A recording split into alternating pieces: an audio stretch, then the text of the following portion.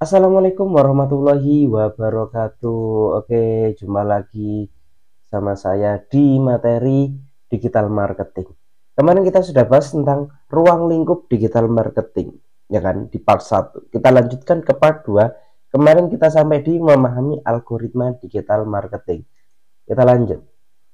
Selanjutnya ada pemanfaatan search engine optimization atau SEO. Apa sih itu SEO? Jadi search engine optimization merupakan teknik yang penting dalam dunia digital marketing untuk meningkatkan visibilitas dan peringkat website di mesin pencari. Dengan memahami algoritma dan strategi SEO yang efektif, Anda dapat menjangkau audiens yang lebih luas dan meningkatkan konversi bisnis secara online. Contoh, saya punya toko saya namanya Adistur. Ketika saya ketik di website, ya, ketika saya ketik di Google Adistur, posisinya ada di atas, maka di situ adalah SEO saya itu efektif. Maksudnya bagaimana? Search engine optimization itu yang dimaksud adalah optimalisasi pada mesin pencari. Maksudnya ketika ada orang mengetik Adistur, itu tiba-tiba sudah muncul. Itu namanya search engine optimization. Atau orang itu belum selesai ngetik, cuma ketik A P I gitu aja, langsung muncul Adistur. Kan di bawah itu ada muncul biasanya kalau di Google kan. Lah, itu langsung diklik aja, nggak usah kami selesaikan sampai Adistur, Ati gitu aja sudah muncul. Klik, posisinya ada di atas. Itu namanya visibilitasnya tinggi. SEO-nya berhasil. Tapi kalau misalkan saya ketik Adistur, di atas itu nggak ada. Sampai di halaman 2, halaman 3 baru ketemu Adistur.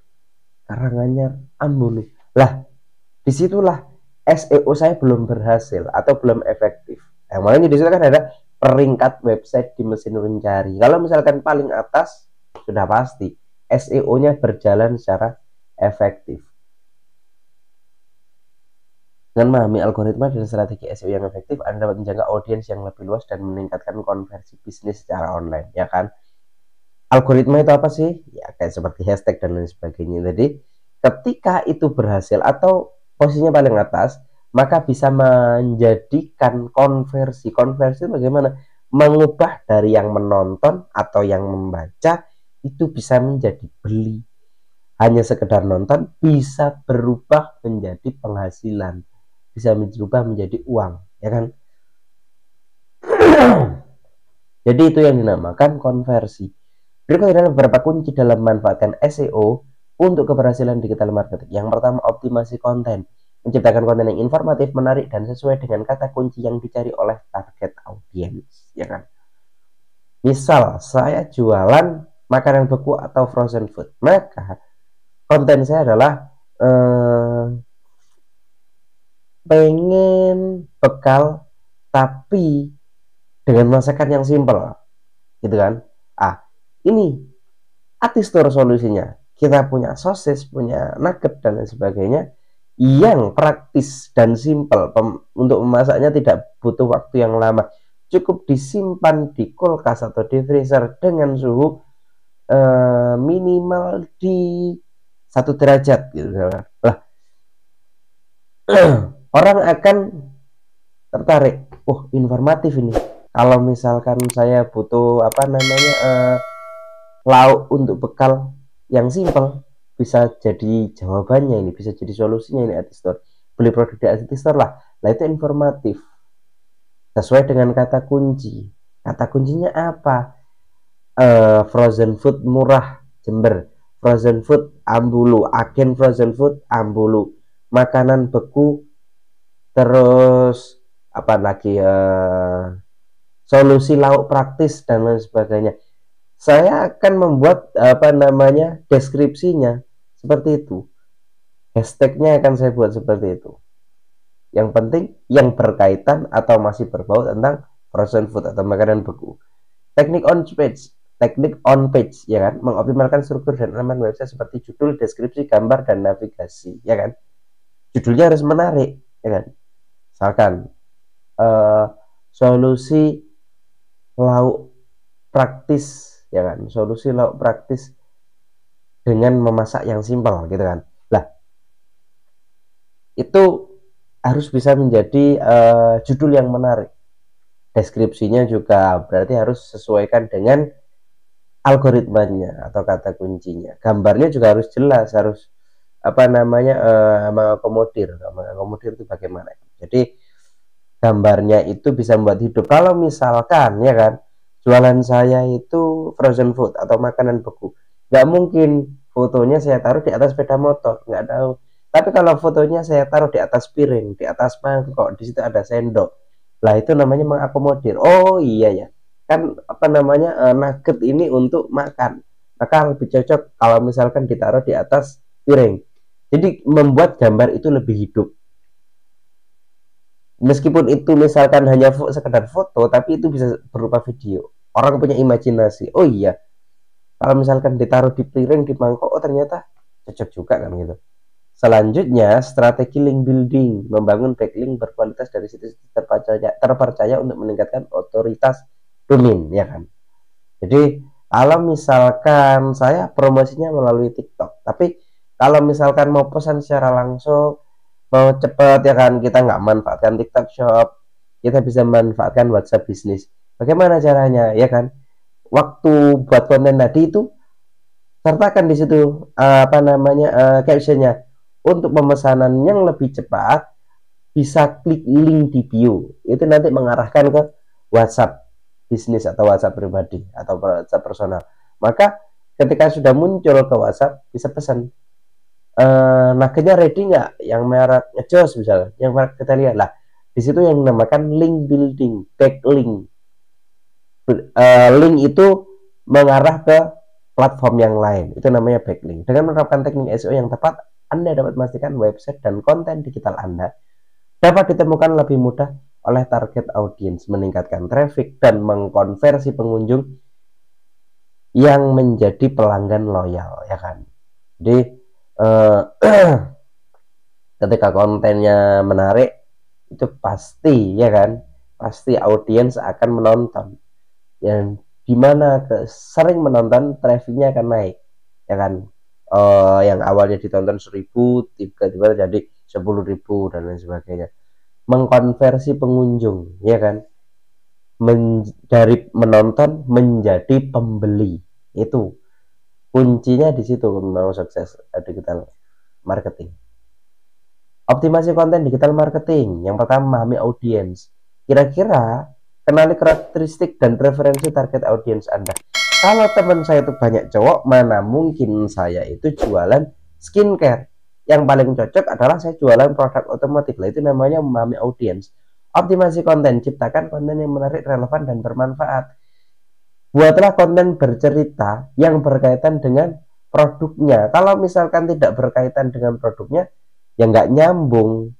Jadinya konten itu kurang informatif dan kurang relevan. Relevan itu ada hubungannya ya. Selanjutnya, distribusi konten. Temukan cara terbaik untuk menjangkau audiens Anda. Kalau misalkan jangkauan audiens saya itu lebih banyak menggunakan TikTok, ya sudah, berarti menggunakan TikTok untuk share-nya. Tapi kalau misalkan apa namanya jangkauan audiens saya itu lebih banyak menggunakan Facebook, maka saya menggunakan Facebook untuk nge-share. Itulah kuncinya ya kan, menentukan saluran terbaik atau menentukan platform yang terbaik. Apa kira-kira platform yang cocok kan gitu. Jadi itu tadi, memahami audiensnya, terus optimasi konten, berarti kontennya harus relevan atau nyambung dengan produknya. Selanjutnya, temukan saluran terbaik, maka tentukan platformnya. Kunci sukses pemasaran digital adalah optimasi konten yang efektif, mulai dengan memahami audiens Anda, siapa mereka, apa kebutuhan dan preferensi mereka. Selanjutnya fokus pada menciptakan konten yang menarik. Ini ya, kalau misalkan dideskripsikan jadinya seperti ini: informatif dan memberikan nilai tambah bagi audiens. Terakhir, pastikan konten Anda distribusikan melalui saluran yang tepat untuk menjangkau target dengan optimal. Dengan pendekatan ini, Anda akan mampu memaksimalkan dampak dan efektivitas strategi pemasaran digital Anda. Jadi, ini tadi kalau dideskripsikan akan seperti itu. Tapi kalau misalkan membuat grafik, ya jadinya seperti ini. Mau audiens dulu, optimasi konten, baru tentukan platformnya. Selanjutnya, cara optimasi digital marketing, riset kata kunci, pengukuran dan analisis, dan konten berkualitas. Kata kunci, ya kan? Algoritma atau hashtag, itu yang paling penting untuk meningkatkan visibilitas. Selanjutnya, pengukuran dan pantau dan analisis kinerja kampanye untuk membuat penyesuaian dan peningkatan yang diperlukan, ya kan? Kita cek berkala. Oh, konten saya yang kemarin itu yang nonton cuma 10. Konten yang kemarinnya lagi yang nonton 20. Konten saya yang kemarinnya lagi yang nonton 5. Berarti yang 20 ini kenapa penyebabnya? Ah, di situ harus kita analisis. Oh, ini bisa menjadi 20 yang nonton karena mungkin saya pakai hashtag sesuai dengan apa namanya?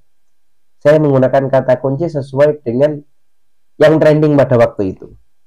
Yang ini mungkin tidak. Maka perlu dianalisis lagi. Selanjutnya, konten berkualitas. Pasti konten yang menarik itu yang akan ditonton. Kalau kontennya itu nggak menarik, kontennya itu tidak relevan atau tidak ada hubungannya, tidak informatif lagi, ya orang malas akan nonton kan gitu. Strategi pemasaran melalui media sosial. Jadi strateginya bisa membangun komunitas atau memanfaatkan influencer. Membangun komunitas yang aktif di media sosial adalah kata kunci untuk menciptakan koneksi yang kuat dengan target audiens. Dengan berbagai konten yang menarik dan berharga, Anda dapat membangun hubungan yang erat dengan pengikut atau followers dan mendorong interaksi yang lebih dalam. Saya, ya kan, untuk media promosinya menggunakan TikTok, tapi lebih apa namanya intensif lagi, saya menggunakan grup. Itu namanya membangun komunitas. Grupnya menggunakan grup apa? Grup WhatsApp nggak masalah. Tetapi kan promosinya melalui TikTok. Iya. Nanti di link bio ditautkan grupnya itu tadi yang di WhatsApp. Ketika ada promosi atau promo harga, ya kan, turun harga, diskon dan lain sebagainya, apa namanya, disernya ke grup itu, ya kan? Jadi selain apa namanya kita melakukan pemasaran melalui TikTok, kita juga punya komunitas grup itu tadi, atau juga bisa berupa saluran di WhatsApp. Itu kan WhatsApp ada saluran, bisa membuat saluran seperti itu. Jadi ketika orang apa namanya nonton konten di TikTok, ketika mau informasi lebih lanjut bisa klik link di bio, linknya diklik, bisa masuk ke saluran WhatsApp atau masuk ke grup WhatsApp. Di situ ada promo, ya kan, misalkan event berarti 88 99 10 10, atau diskon atau potongan harga yang awalnya 10.000 jadi 8.000, coret 10.000-nya lah. Di situ orang akan menerima apa namanya informasi yang intens, yang lebih dihargai gitu. Memanfaatkan influencer, bekerja sama dengan influencer yang relevan dengan produk atau jasa Anda dapat membantu menjaga audiens baru dan meningkatkan kredibilitas merek. Kolaborasi dengan influencer dapat membantu meningkatkan kesadaran merek dan mendorong penjualan. Contoh, saya itu punya usaha makanan beku atau frozen food. Maka saya harus menggandeng influencer yang bergerak di bidang makanan. Contoh kalau di Jember itu ada namanya Jiu, dibuat lapar Jiu, maka itu bisa saya undang. Oke, nanti bagi teman-teman yang pengen frozen food yang murah dengan produk yang lengkap, bisa datang ke Artistor ya. Ini saya cantumkan apa namanya akun media sosialnya. Oke, di sini dulu, sampai jumpa di video berikutnya. Karena Jio itu banyak pengikutnya, orang yang apa namanya tahu tentang makanan, maka itu potensinya untuk dikenal oleh masyarakat itu tinggi toko saya. Tapi kalau misalkan saya tidak memanfaatkan influencer, maka akan lebih lama. Kalau influencer bisa lebih cepat, tapi kita harus membayar influencer itu supaya membangun konten dengan kita, kan gitu. Influencer itu apa sih? Bisa dikatakan selebgram, orang yang punya apa namanya followers banyak, tapi harus berhubungan dengan ini ya, produk kita ya. Analisis dan mengurangi kinerja digital marketing. Dalam ruang lingkup digital marketing, analisis dan mengurangi kinerja memegang peran penting. Berbagai metrik dan indikator kunci perlu dimonitor secara rutin untuk memastikan efektivitas strategi yang dijalankan. Dengan melakukan analisis yang komprehensif, perusahaan dapat mengambil keputusan yang terkait optimasi kampanye, alokasi anggaran, dan penyempurnaan konten. Jadi ini langsung saja kita bacakannya. 30K itu berarti apa? 30.000. Kenapa sih K itu diidentikan dengan ribu? Kalau misalkan mau tahu, kita bahas di konten-konten berikutnya. Selanjutnya 15% tingkat konversi, 10M, 10 juta jangkauan iklan. Maksudnya bagaimana ini? Yang nonton itu 30.000 yang nonton konten kita. Setelah itu tingkat konversinya 15%. Berarti 10%-nya 30.000 itu berapa?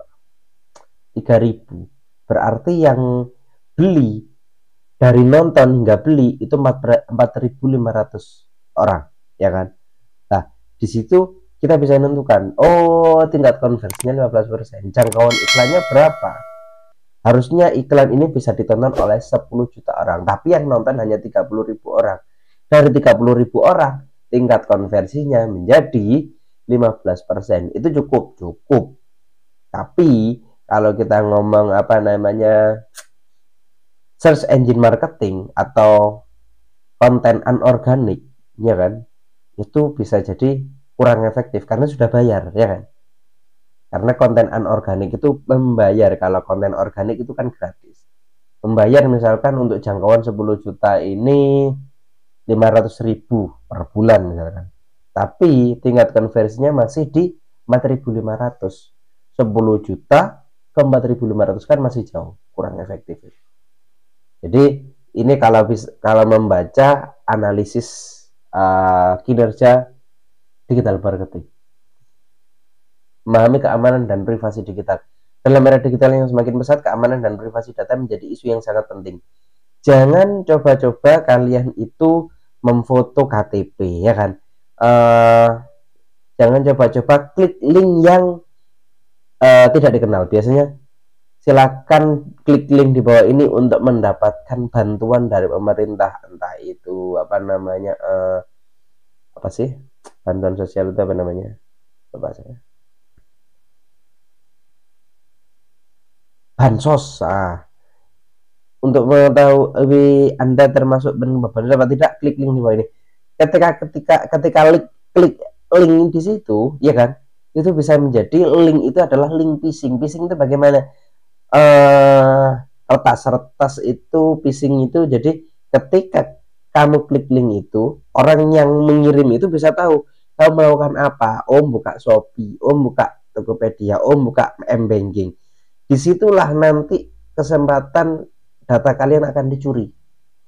Misal ada foto KTP di galeri buka, ada foto KTP, di screenshot sama yang phishing, ya kan, dibuat pinjaman online, ya kan, tiba-tiba kamu yang ditagih padahal kamu nggak pinjam. Nah, itu hati-hati. Yang kedua, bisa jadi saldo Shopee Pay kalian bisa habis. Karena apa? Mereka tahu kondisi kalian waktu buka Shopee Pay, bisa tahu pinnya dan lain sebagainya. Disitulah makanya keamanan digital itu sangat penting. Jadi harus hati-hati ya. Ketika ada orang mengirimkan link, jangan coba-coba diklik sembarangan. Keamanan digital, yaitu tadi aturan privasi dan kepatuhan regulasi.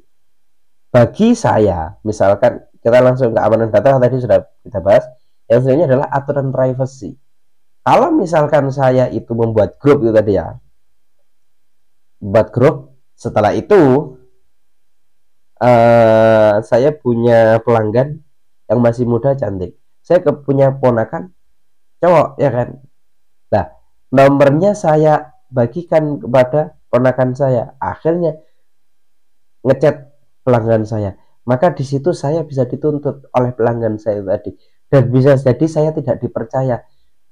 Ketika tidak dipercaya, maka pelanggan saya lari semua, itu nggak ada yang beli ke Atistor. Maka disitulah aturan privasi, tidak boleh menyebarkan nomor sembarangan tanpa seizin. Nah, kalau misalkan izin boleh. Oh, ini ada yang misalkan pelanggan saya juga punya bisnis wedding misalkan, entah itu dekor, entah itu fotografi.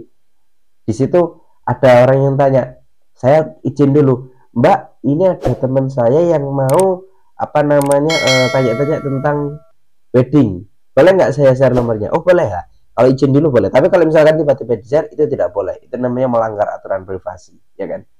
Pastikan semua aktivitas digital marketing sesuai dengan regulasi yang berlaku di wilayah operasi. Kalau misalkan memang bisnis saya sudah berjalan, saya harus punya namanya nomor izin berusaha NIB. Kebetulan usaha saya sudah punya. Itu untuk diakui atau tidaknya gitu. Selanjutnya, pentingnya pemahaman ruang lingkup digital marketing, strategi komprehensif.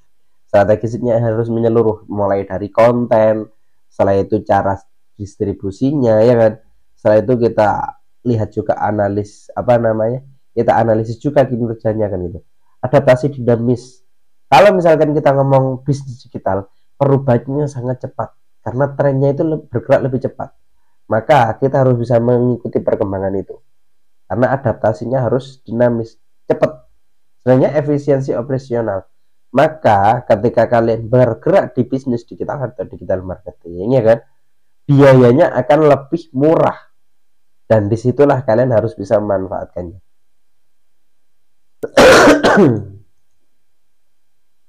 Tren dan perkembangan digital marketing, ya kan, peningkatan penggunaan video, personalisasi konten, dan pemanfaatan AI. Jadi peningkatan penggunaan video, orang lebih suka nonton video daripada membaca artikel. Makanya kita harus buat konten video kan gitu, supaya orang banyak yang nonton. Personalisasi konten, pelanggan semakin mengharapkan pengalaman yang lebih personal dan relevan. Perusahaan harus memanfaatkan data dan analitik untuk menciptakan konten yang disesuaikan dengan preferensi dan perilaku masing-masing pelanggan. Contoh tadi yang saya personalisasi konten adalah bagi kalian pekerja, bagi kalian ibu-ibu yang punya anak sekolah, pengen lauk bekal yang praktis, artis terus solusinya.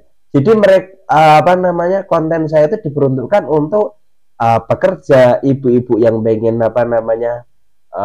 masak yang praktis, tidak mau ribet, maka di situ personalnya muncul.